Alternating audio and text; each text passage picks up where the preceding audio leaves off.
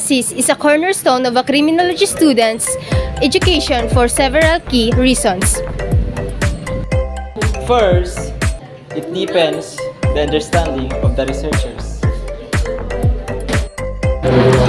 Second, it develops the researcher skills in doing thesis. Third is, it fosters critical thinking of the researchers.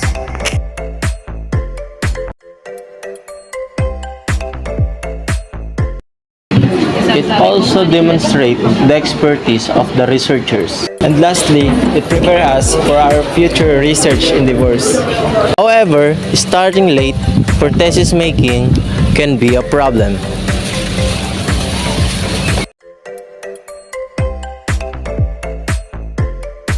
Clarity and focus. Clarity and research paper ensure effective communication, enabling readers to easily understand complex idea and supporting evidence, especially enhancing the impact and credibility of the researchers. Focus. A focused topic prevents the research from becoming too broad and overwhelming, allowing for a deeper dive into specific aspects of the subject of the researchers. Time management. Effective time management is crucial for researchers as it enables them to plan, organize, and complete tasks efficiently, ultimately leading to higher quality work and reduced stress. It also helps you achieve your goals faster, helps you prioritize your work, and lastly, it boosts your confidence and break down tasks into smaller tasks.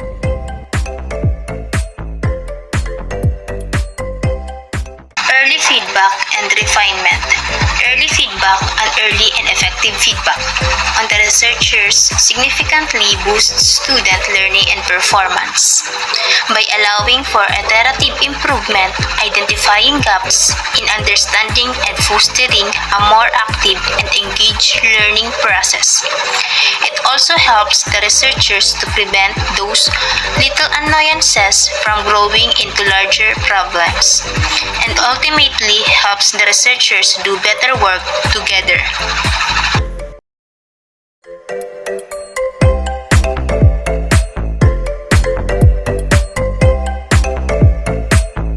Good morning sa inyong lahat.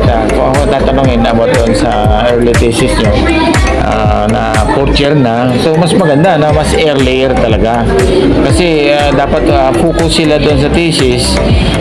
Ang proposal ko nga third year na mag-undergo sila ng thesis writing o thesis research para pag fourth year nila focus na doon sa OJT o internship, kasi doon sa internship meron pang immersion on the job training plus yung sa CPEP kung saan sa review kailangan makafocus na sila doon. So dapat ang thesis kasi kailangan mo mag extra effort ng oras, yung effort of course para doon sa magandang thesis result. Okay? Thank you. Thank you, sir.